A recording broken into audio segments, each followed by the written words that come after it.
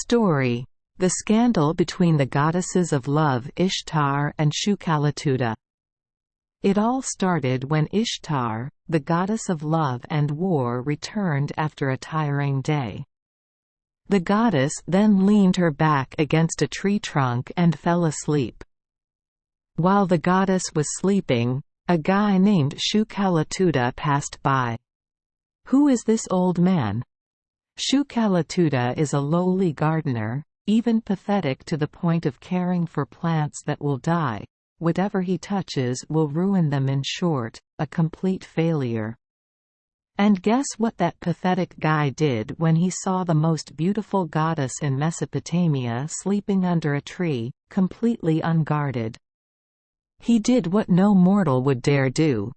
The article is for all ages, so I won't mention it specifically. Everyone can probably guess what happens. Again, when Shukaletuda regained consciousness, he realized how stupid and dangerous what he had just done was. So he quickly ran away. When Ishtar woke up, sleeping was terrible, she was too drunk to know what was happening. The goddess quickly discovered what had happened, but the blasphemous mortal had already run away. Ishtar became furious, and began her journey to hunt down the person who had desecrated her. You have to understand how terribly angry this would make them for a normal goddess. And this was Ishtar. The goddess always conquers her lovers and is not conquered by anyone, except Gil.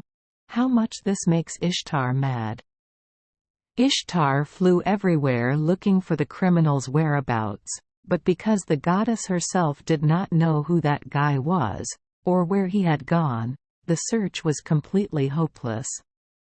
Finally, Ishtar flew to Ea, the god of water and wisdom, forcing him to tell her where the criminal was hiding. Ishtar threatened that if Ea did not tell her, the goddess would dye all rivers red with blood. Ea had to show Ishtar the city where the criminal was hiding.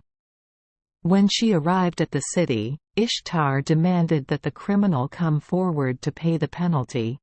Otherwise the goddess would abandon her shrine in the city, and inflict the most terrible curses on its inhabitants.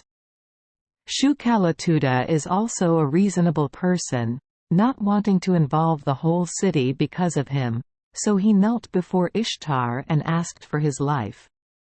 Ishtar had not long ago had his marriage proposal rejected, but now he discovered someone who dared to do it.